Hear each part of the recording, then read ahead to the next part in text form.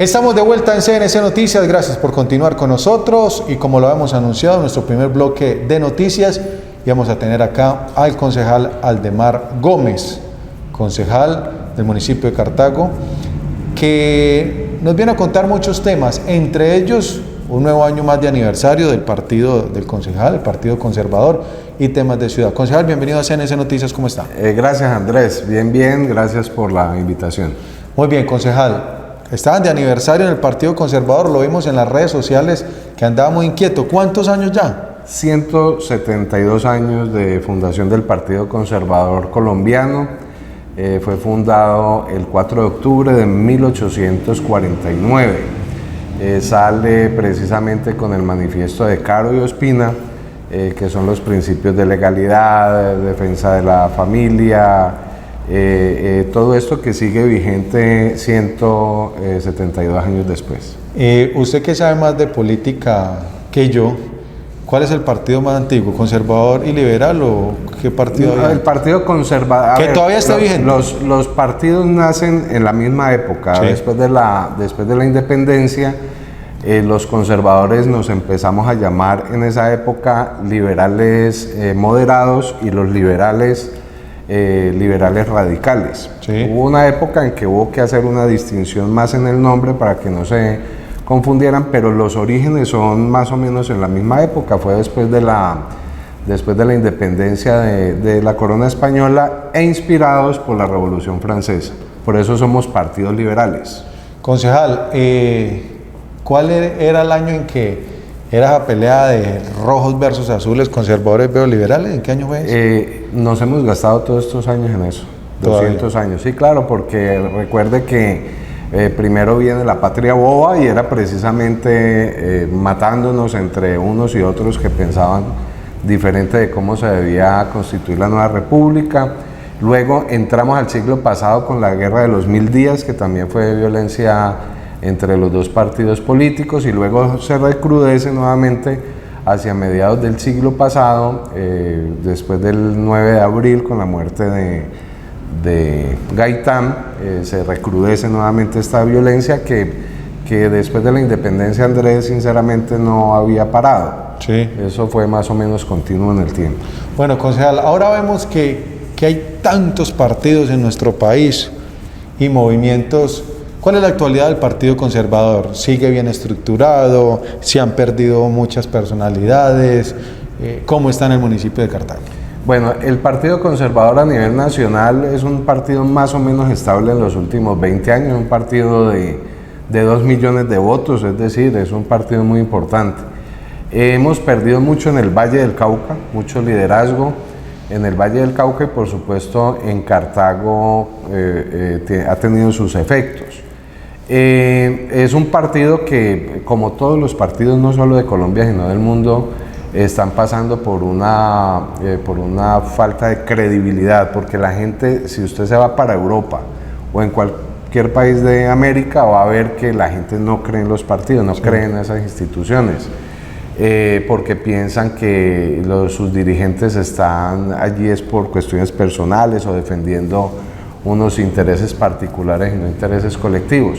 Pero la única manera, Andrés, de hacer política es dentro de los partidos políticos. Hacerlo de otra manera implica llegar al caudillismo, que es donde hemos llegado en esta época de la democracia, donde ya no se siguen esas ideas que representan los partidos, sino a una persona, y esa persona se vuelve un mesías, y eso también es muy peligroso para la democracia. En Cartago, ¿cómo está? ¿Quién está liderando el Partido Conservador? En Cartago, después de la década de los 60, estamos en la peor crisis. Sí. Llegamos a las elecciones locales anteriores con un guarismo de 4.278 votos, que el Partido Conservador, muy mal.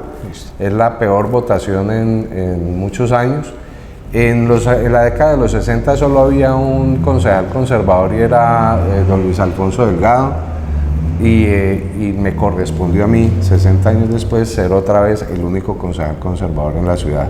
Estamos en crisis, he asumido esa responsabilidad, he sido un conservador de partido, de ideas, pero no un conservador sectario, entonces estoy tratando de trabajar por la unidad del partido, por generar nuevos liderazgos, porque estoy seguro que este partido tiene muchos más años para dar en servicio a la democracia. Tenemos que corregir los errores pasados, tenemos que superar los problemas intestinos que hemos tenido y que nos tienen en nuestra mínima expresión, pero no he sido de los que cambia de logo porque el partido está mal. Al contrario, hay que dar la cara y hay que salir a proponer cosas nuevas para rescatar la política. Bueno, eso le iba a decir, porque es que uno ve unos años a uno en el rojo, a los otros en el verde, a los otros en el azul, a los otros que independiente, a los otros en un lado, y eso se la pasan y se la pasan. Por eso la gente también de pronto ha perdido un respeto con aquellos movimientos tradicionales, porque ahora mire, que es que el nuevo liberalismo,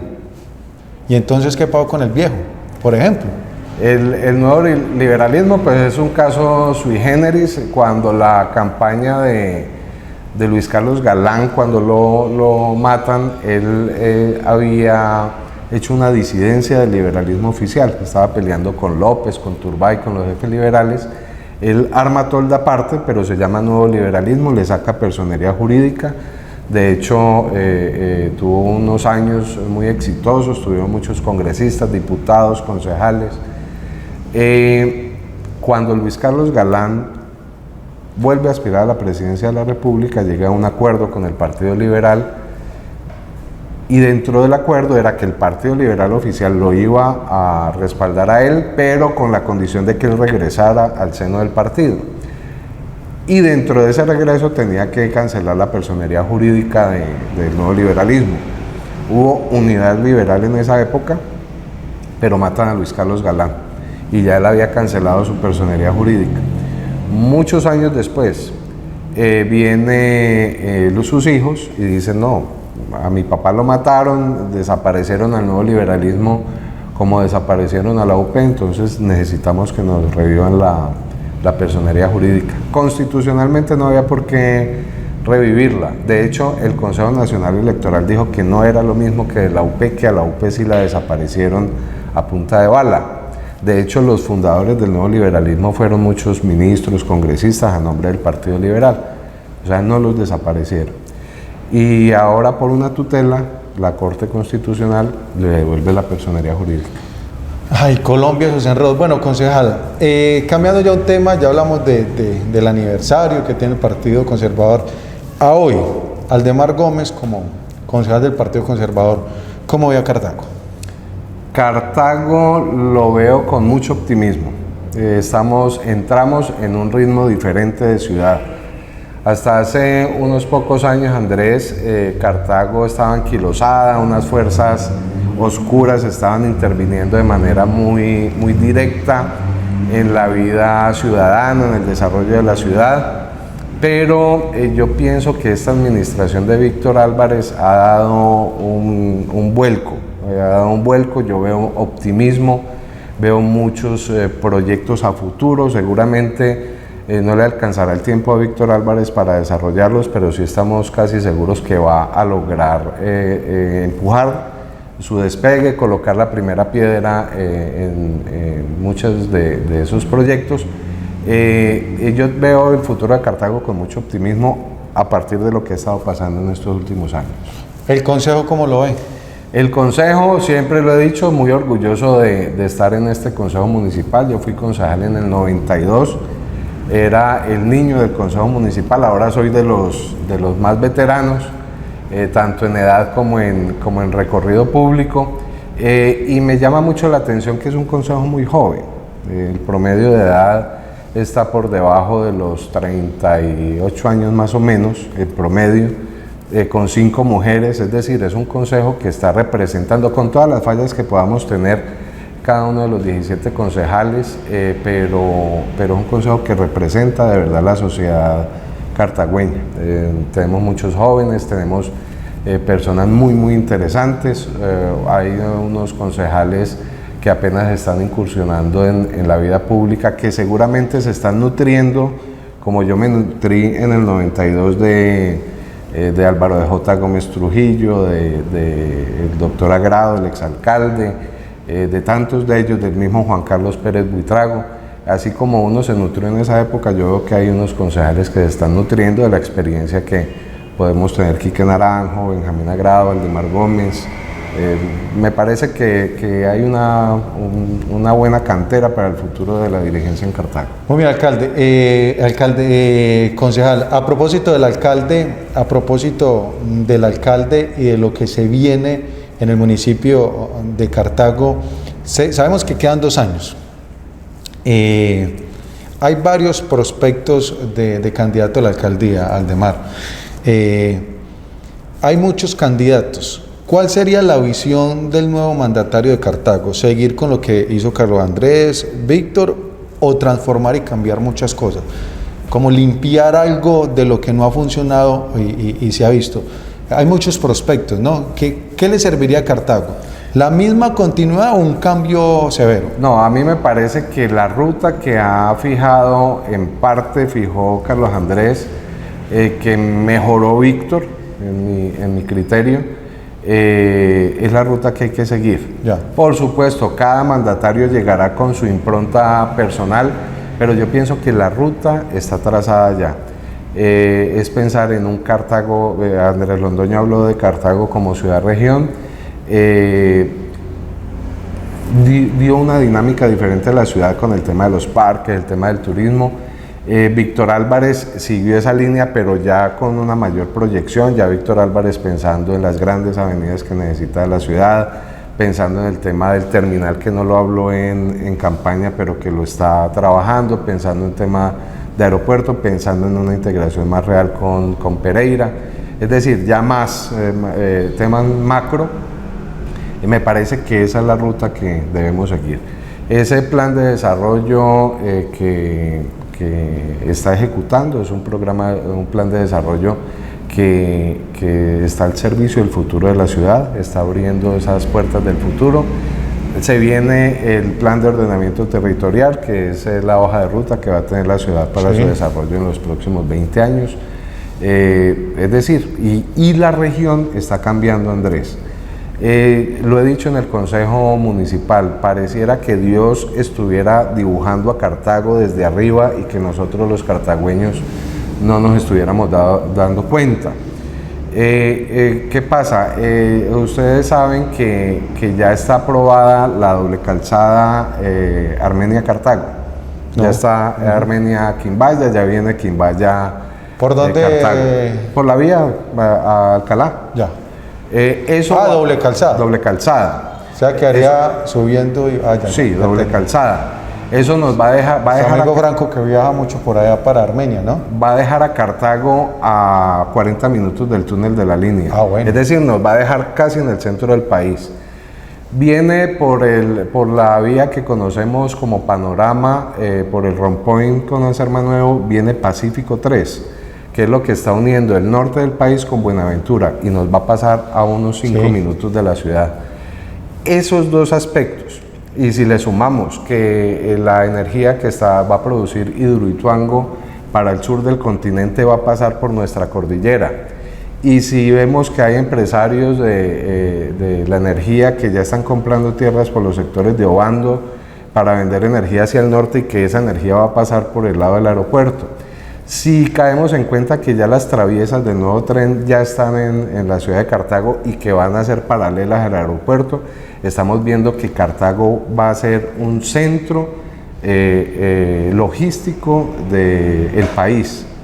Usted ya para ir de Medellín a Cali no va a tener que pasar por Pereira, pero sí va a tener que pasar muy cerca a Cartago. Usted ya para ir de Buenaventura a Bogotá pasa por Cartago. Es decir, esta es la oportunidad que no se nos presentaba hace 300 años, más de 300 años que hicimos la traslación de la ciudad.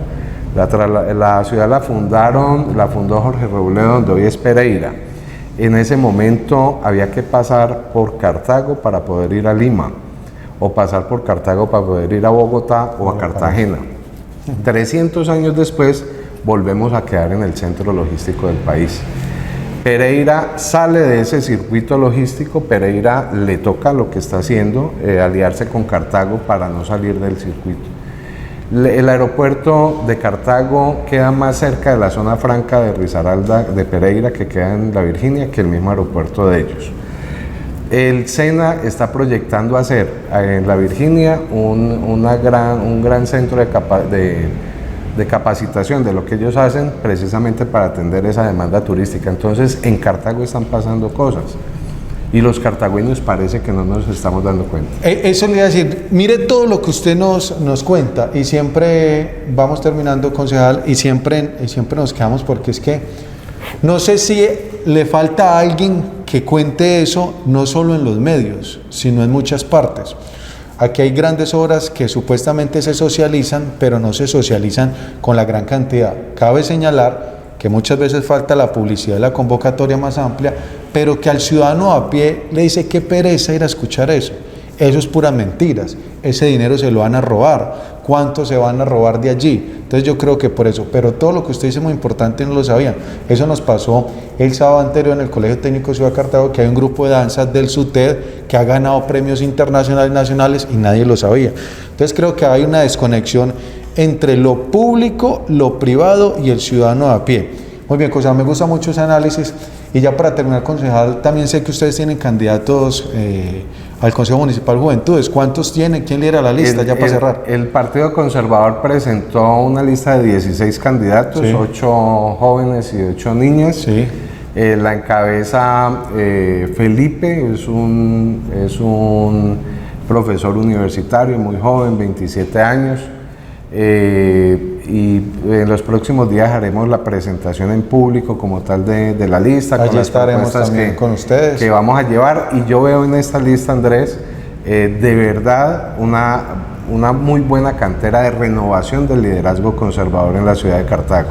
Los líderes conservadores nos llegó la edad, hicimos unos ejercicios, le servimos a la ciudad y a la región, pero el tiempo va pasando y yo soy de los que, así como me abrieron a mí las puertas a nivel departamental en el partido cuando yo escasamente tenía 23 años o 24, yo quiero devolverle a la vida y al partido esa oportunidad que me dieron y que esta presidencia que estoy ejerciendo en el partido en la ciudad sea la presidencia que le abra las puertas a la nueva generación. Buen dato ese, muchacho Felipe, lo tuvimos hace poquito en el tema del paro, un muchacho que trabaja muy bien el tema político, el tema social, además que ha ocupado cargos importantes a nivel nacional. Sería muy interesante que Felipe hiciera parte de los candidatos y que quedara como consejero municipal juvenil. Sería un aporte muy importante porque yo he dialogado varias veces con Felipe, un muchacho muy estructurado y muy estudiado. La idea es que todos tengan su espacio, pero esos muchachos hay que tener en cuenta. Concejal, muchas gracias, hombre. Muchas gracias a usted, Andrés, y a la audiencia. Muy bien, vamos terminando. El concejal Aldemar Gómez, momento de una pausa, mensajes de interés y regresamos con el cierre.